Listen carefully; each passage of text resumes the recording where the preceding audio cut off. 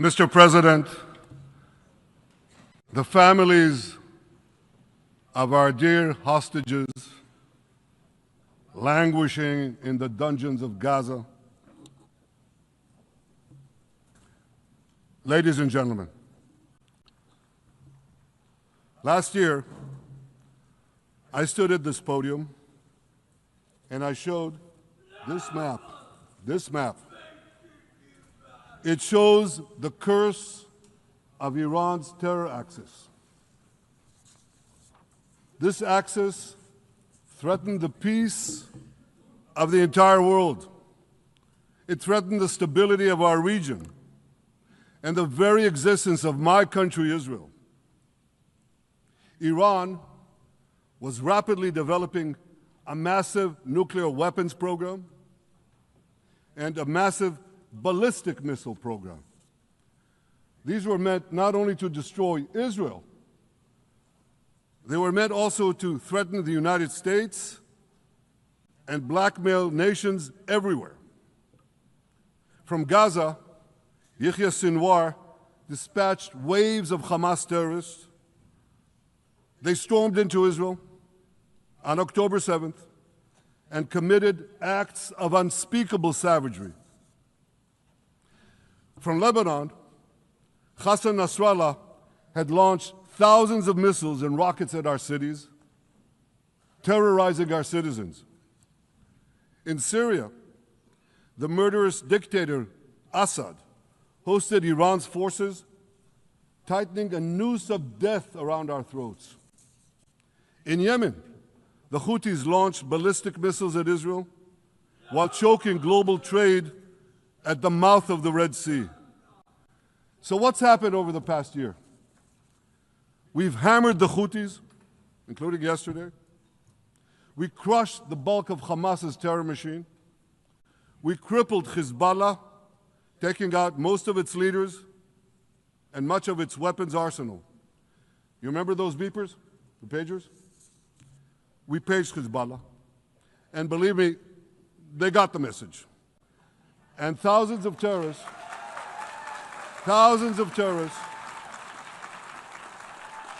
dropped to the ground.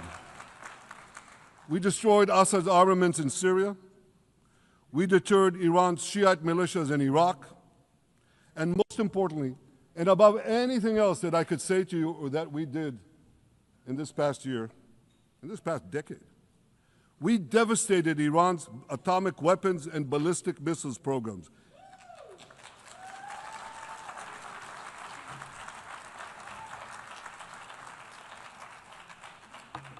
So here's where things stand today. Half the Houthi leadership in Yemen, gone.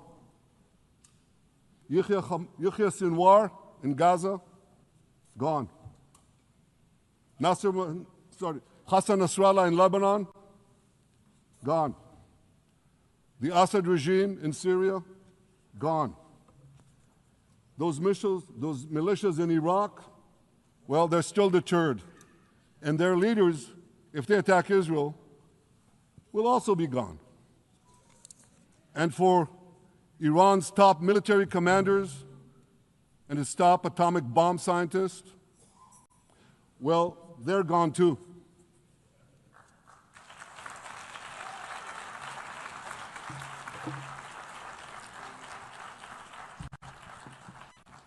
Israel's 12-day war with Iran, which I renamed Operation Rising Lion, that's from the Bible.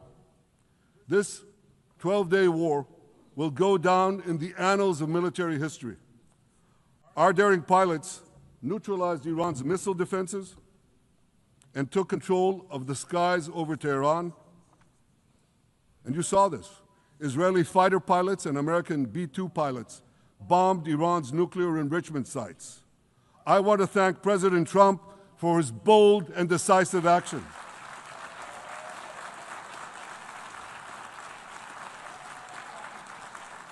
President Trump and I promised to prevent Iran from developing nuclear weapons, and we delivered on that promise.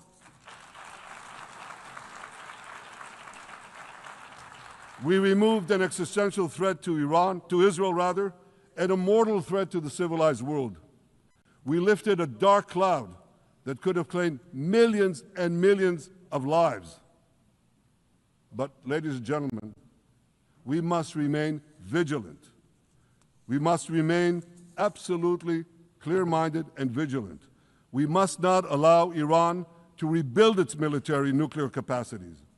Iran's stockpiles of enriched uranium, these stockpiles must be eliminated.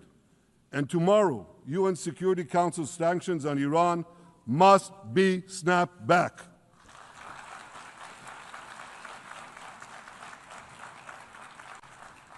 Thanks to the resolve of our people, the courage of our soldiers, and the bold decisions we took, Israel rebounded from its darkest day to deliver one of the most stunning military comebacks in history.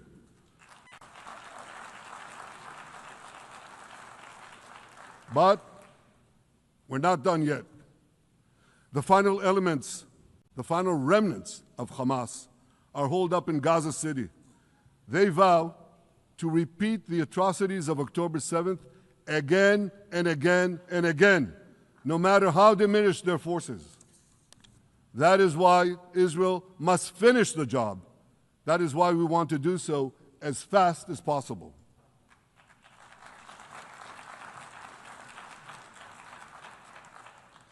Ladies and gentlemen, much of the world no longer remembers October 7th. But we remember. Israel remembers October 7th. On that day, well, I'll tell you, you can remember October 7th too. You see this large pin here? It's a QR code.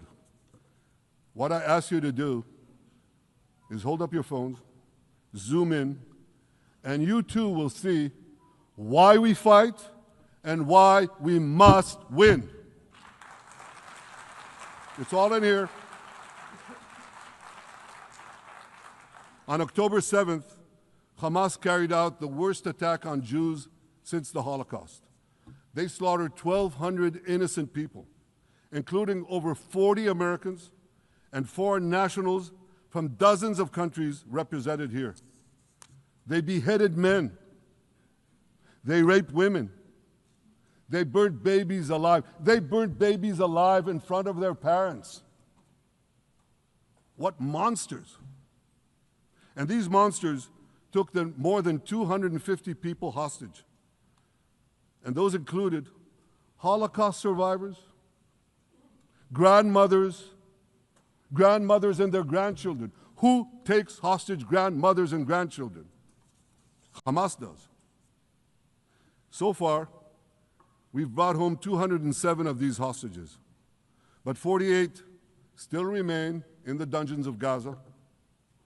20 of them are alive, starved, tortured, deprived of any daylight, deprived of humanity. These are the names of the 20 living hostages. Matan Angrest, Gali and Zerv Berman, brothers, Elkanah Buchbot, Rom Braslavsky, Nimrod Cohen, Ariel and David Cunyo, another pair of brothers, Guy Gilboa Dalal, Eviatar David. You saw the picture of Eviatar David, emaciated, forced to dig his own grave. Maxim Herkin, Eitan Horn, Segev Kalfon, Bar Cooperstein, Omri Meran, Eitan Moore, Yosef Chaim Ochana, Alon Ohel, Avinatam Or, and Matan Tsengarker. Now, ladies and gentlemen, I want to do something I've never done before. I want to speak from this forum directly to those hostages through loudspeakers. I've surrounded Gaza with massive loudspeakers connected to this microphone in the hope that our dear hostages will hear my message. And I'll say it first in Hebrew and then in English. Achenu hagiburim, מדבר ראש הממשלה בנימין נתניהו. אני פונה עליכם מעל בימת האו"ם. לא שכחנו אתכם, אפילו לא לשנייה. העם כולו איתכם, ואנחנו לא נשקוט ולא נרפה עד שנחזיר את כולכם הביתה, החיים והחללים כאחד.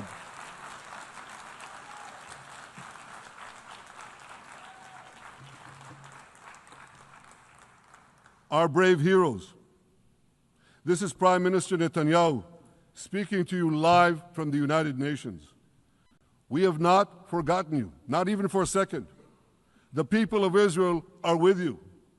We will not falter and we will not rest until we bring all of you home.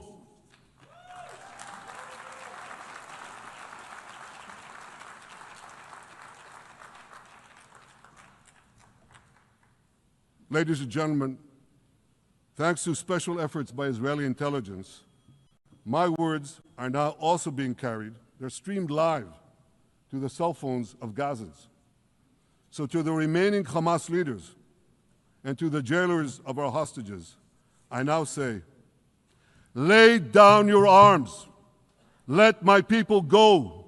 Free the hostages, all of them, the whole 48. Free the hostages now.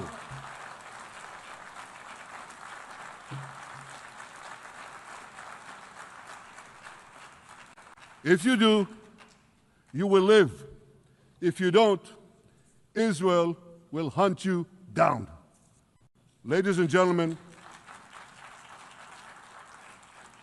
if Hamas agrees to our demands, the war could end right now. Gaza would be demilitarized, Israel would retain overriding security control, and a peaceful civilian authority would be established by Gazans and others committed to peace with Israel.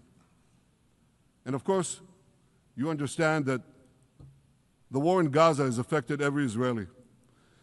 But I'm sure there are people in New York or in London or in Melbourne and elsewhere who are probably thinking, what does all of this have to do with me? And the answer is everything. Because our enemies are your enemies. So let's do something else. So first at the UN, let's do a pop quiz. And raise your hand if you know the answer. Here's the first question. Who shouts death to America? Is it A, Iran, B, Hamas, C, Hezbollah, D, the Houthis, or E, all of the above? All of the above. Correct, all of the above. Second question.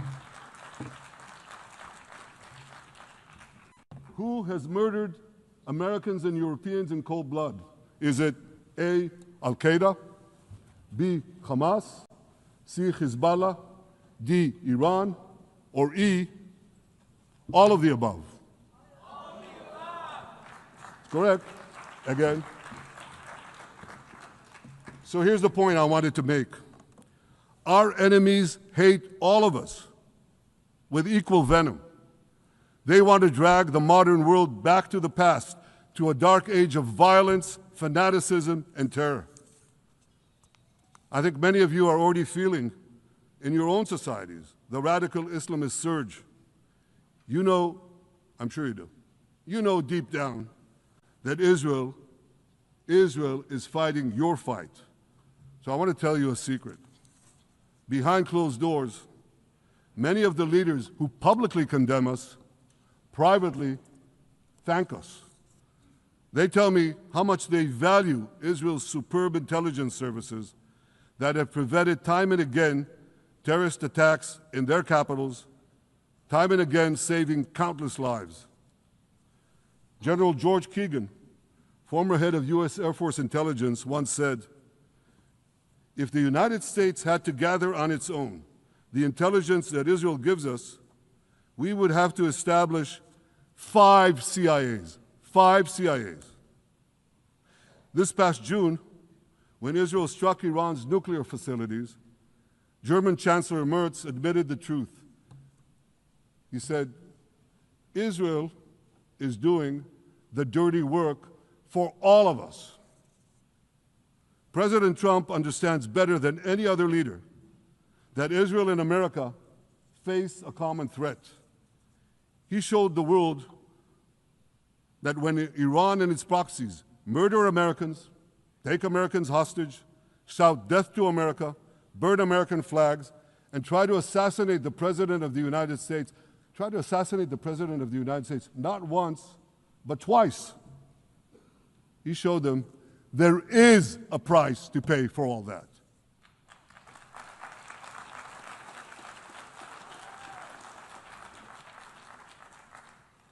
But regrettably, many leaders who are represented in this hall, they send a very different message. Sure, in the days immediately following October 7th, many of them supported Israel. But that support quickly evaporated when Israel did what any self-respecting nation would do in the wake of such a savage attack. We fought back.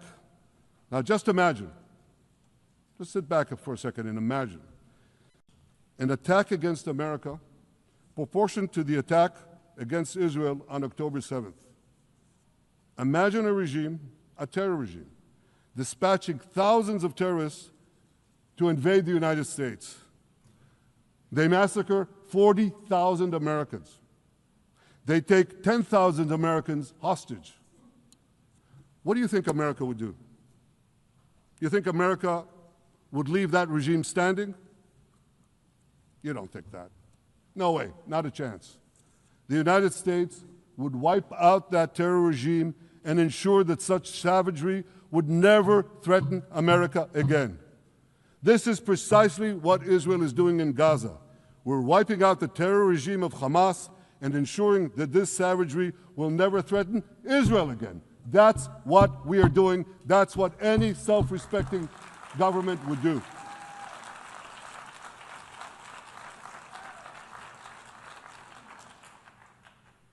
Yet, and it's a yet that I'm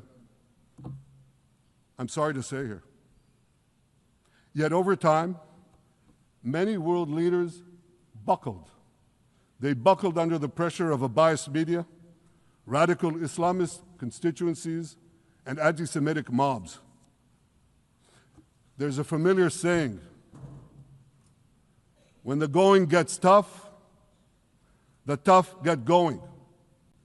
Well, for many countries here, when the going got tough, you caved. And here's the shameful result of that collapse. For much of the past 2 years, Israel has had to fight a seven-front war against barbarism with many of your nations opposing us. Astoundingly, as we fight the terrorists who murdered many of your citizens, you are fighting us.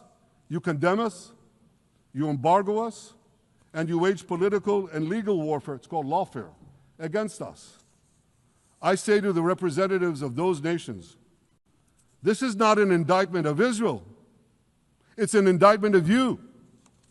It's an indictment of weak-kneed leaders who appease evil rather than support a nation whose brave soldiers guard you from the barbarians at the gate. They're already penetrating your gates. When will you learn? You can't appease your way out of jihad, and you won't escape the Islamist storm by sacrificing Israel. To overcome that storm, you have to stand with Israel. But that's not what you're doing. As the prophets of Israel foretold in the Bible, you've turned good into evil and evil into good. Now I want to drill down on this. Take the false charge of genocide. Israel is accused of deliberately targeting civilians. Ladies and gentlemen, the opposite is true. The head of urban warfare studies, Colonel John Spencer, he's perhaps the world's greatest expert on urban warfare. And he says, Israel is applying more measures to minimize civilian casualties than any military in history. And because we're doing that, the ratio of non-combatant to combatant casualties is less than 2 to 1 in Gaza. That's an astoundingly low ratio, lower than NATO's wars in Afghanistan and Iraq, especially when you consider that Gaza is one of the most densely populated urban areas on Earth. It has hundreds of miles of terror tunnels underground, and it has countless terror towers above ground, and thousands of terrorists embedded in the tunnels and in these towers in civilian areas. If you want to see what measures Israel takes to avoid civilian casualties in this war, just look at what we're doing now in Gaza City, the last Hamas stronghold, one of the 2 last strongholds. For 3 weeks, Israel dropped millions of leaflets, sent millions of text messages, and made countless phone calls urging civilians to leave Gaza City before our military moves in. At the same time, Hamas implants itself in mosques, schools, hospitals, apartment buildings, and tries to force those civilians not to leave, to stay in harm's way. And it often threatens them at gunpoint if they try to do so. For Israel, every civilian casualty is a tragedy. For Hamas, it's a strategy. Hamas uses civilians as human shields and as props in its sick propaganda war in Israel, against Israel, a propaganda war that the Western media buys hook, line, and sinker.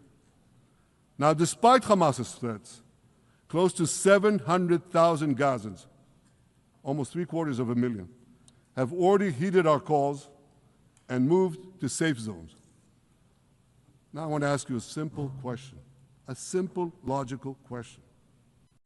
Would a country committing genocide plead with the civilian population it is supposedly targeting to get out of harm's way?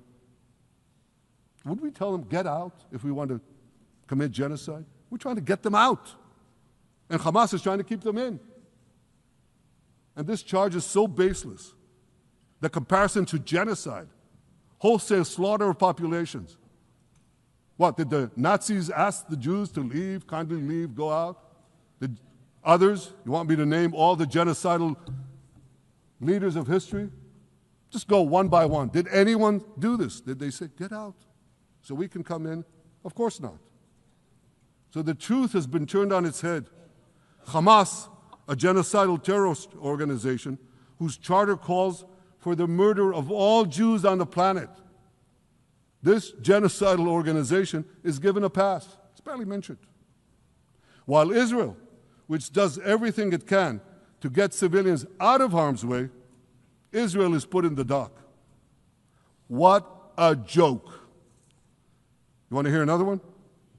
Israel is accused of deliberately starving the people of Gaza when Israel is deliberately feeding the people of Gaza. Since the beginning of the war, Israel has let into Gaza more than 2 million tons of food and aid.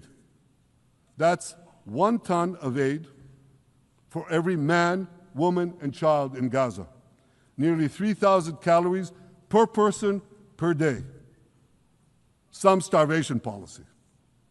If there are Gazans who don't have enough food, it's because Hamas is stealing it. Hamas steals it, hoards it, and sells it at exorbitant prices to fight its war machine. Last month, even the UN, not exactly a supporter of Israel. You're supposed to laugh, by the way.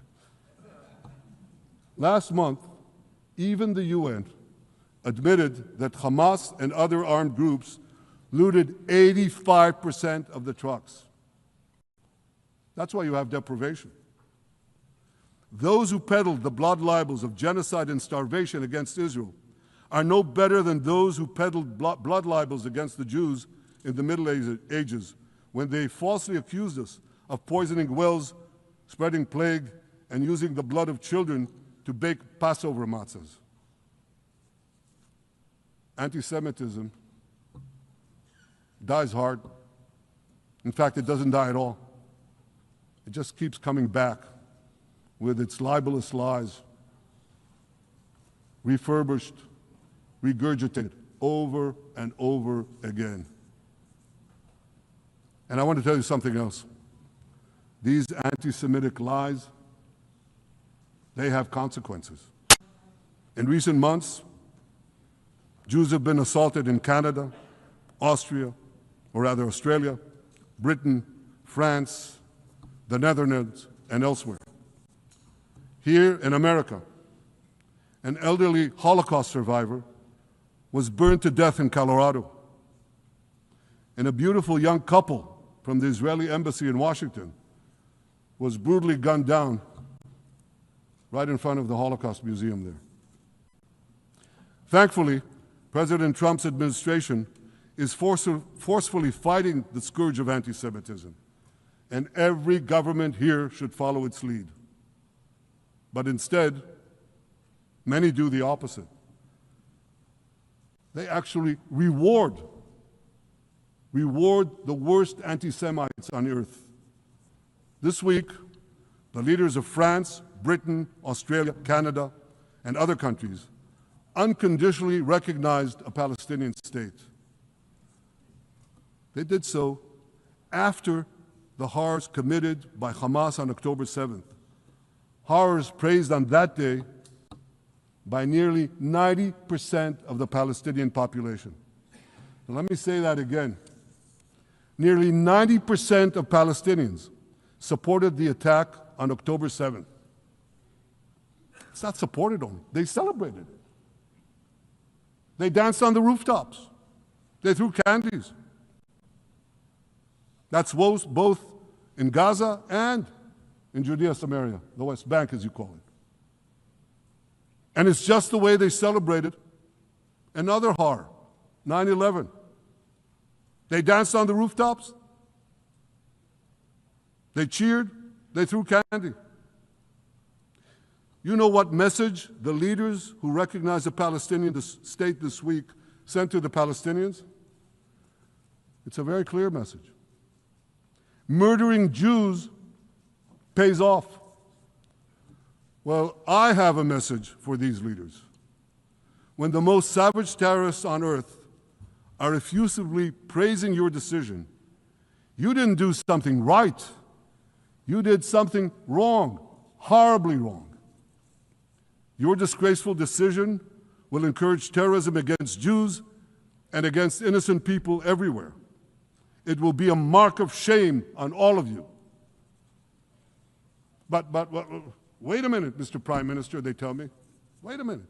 We believe in a two-state solution where the Jewish state of Israel will live side by side in peace with the Palestinian state. There's only one problem with that. The Palestinians, they don't believe in this solution. They never have. They don't want a state next to Israel. They want a Palestinian state instead of Israel. And that's why every time they were offered a Palestinian state, but were required to end the conflict with Israel and recognize the Jewish state, every time, over the decades, they turned it down. And that is why every time they were given territory, they used it to attack us. In fact, they effectively had a Palestinian state in Gaza. So what did they do with that state? Peace? Coexistence? No. They attacked us time and time again. Totally unprovoked. They fired rockets into our cities. They murdered our children. They turned Gaza into a terror base from which they committed the October 7th massacre. So here's the uncomfortable truth. The persistent Palestinian rejection of a Jewish state in any boundary is what has driven this conflict for over a century. It is still driving it.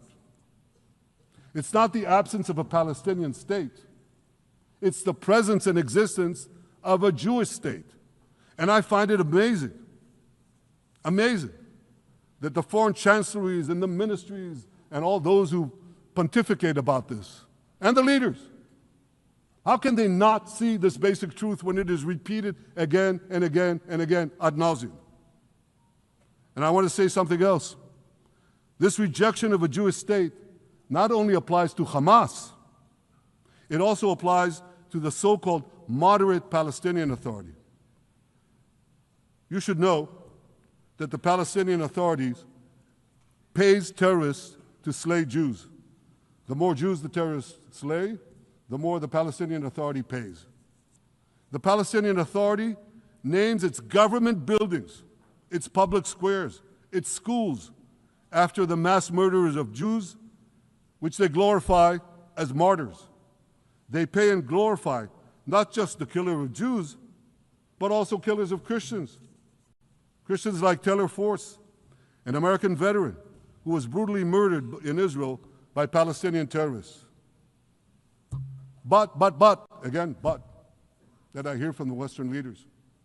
They tell me, the PA promised us it will reform. And I know this time, Prime Minister, it will be different. Yeah, right. We've heard these promises for decades. They always promise. They never deliver. Because you see, the Palestinian Authority is corrupt to the core. They haven't held elections in 20 years. They use the same textbooks as Hamas, exactly the same textbooks. They teach their children to hate Jews and destroy the Jewish state. And Christians don't fare much better.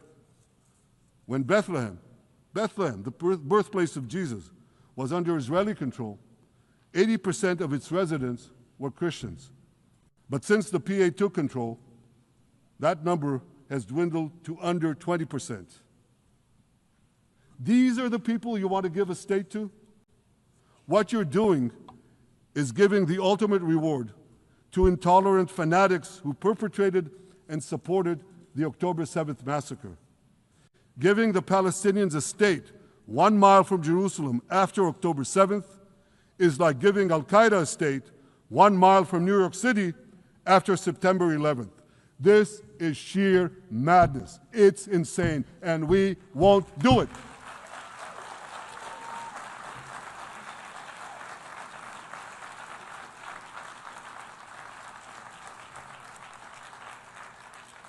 So here's another message to those Western leaders. Israel will not allow you to shove a terror state down our throats. We will not commit national suicide because you don't have the guts to face down a hostile media and anti-Semitic mobs demanding Israel's blood. And I want you to grasp something else, which is also distorted in the media. I say this not only in my name or the name of my government, but on behalf of all the people of Israel. Last year, there was a vote in the Knesset, our parliament, whether or not to oppose the imposition of a Palestinian state. You want to guess what the results were? Out of 120 members of our parliament, 99 voted against and only 9 supported. That's over 90%. It's not a fringe group. It's not the prime minister who himself is extreme or he's held hostage by extreme parties to his right. It's over 90% of Israelis. My opposition to a Palestinian state is not simply my policies or my government's policy. It's the policy of the state and people of the state of Israel.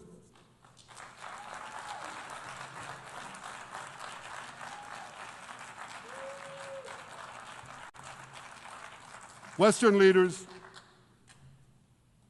may have buckled under the pressure. And I guarantee you one thing, Israel won't. Israel's victories over the Iranian... Thank you, I know you won't too, that's good. Israel's victories over the Iranian terror axis have opened up possibilities for peace that were unthinkable 2 years ago. Take Syria. For decades, the very idea of peace between Israel and Syria seemed unimaginable. Well, no more. Today, we have begun serious negotiations with the new Syrian government. I believe an agreement can be reached that respects Syria's sovereignty and protects both Israeli security and the security of the minorities in the region, including the Druze minority. From the founding of Israel, Jews and Druze have been brothers in arms. We have fought together, we've bled together, we built our lives together. When I was a young commander in Israel's Special Forces, my own life was saved by the invaluable advice given to me by a great friend, Salim Shufi, a heroic Druze IDF veteran. And that's why I couldn't sit idly by, nor could Israel sit idly by, while the Druze were being slaughtered by jihadists. And I instructed our forces to stop the massacre, which they promptly did. Peace between Israel and Lebanon is possible as well. I call on the Lebanese government to also begin direct negotiations with Israel. I commend it for its declared aim to disarm Hezbollah. But we need more than words. If Lebanon takes genuine and sustained action to disarm Hezbollah, I'm sure we can achieve a sustainable peace. Of course, until that happens, we will take whatever action we need to defend ourselves and to maintain the conditions of the ceasefire which was established in Lebanon. Our goal is not merely to monitor Hezbollah's actions, but to prevent them from violating the ceasefire and attacking us at any time. But I'm sure that if the Lebanese government persists in its goal of disarming Hezbollah, peace will come very speedily and very readily. Victory over Hezbollah has made peace possible with our two Arab neighbors in the north. Victory over Hamas will make peace possible with nations throughout the Arab and Muslim world. Our victory would lead to a dramatic extension and expansion of the historic Abraham Accords, which President Trump brokered between Arab leaders and myself 5 years ago. And I took note, as I'm sure you did too, of the encouraging words spoken here by the President of Indonesia. This is the country with the largest Muslim population of all nations. And it's also a sign of what could come. Forward-looking Arabs and Muslim leaders know that cooperating with Israel will provide them with groundbreaking Israeli technologies, including in medicine and science, in agriculture and water, in defense and AI, and so many other fields. I believe that in the coming years, the Middle East will look dramatically different. Many of those who wage war on Israel today will be gone tomorrow. Brave peacemakers will take their place. And nowhere will this be more true than in Iran. The long-suffering Iranian people will regain their freedom. They will make Iran great again. And our two ancient peoples,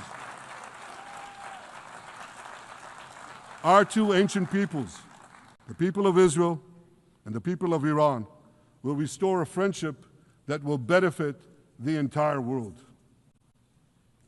Ladies and gentlemen,